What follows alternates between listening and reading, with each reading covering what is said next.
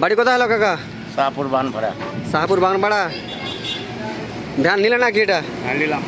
আচ্ছা, কত টাকা পড়লো দাম? 70,000। 70,000। কি কাজে ব্যবহার করবা?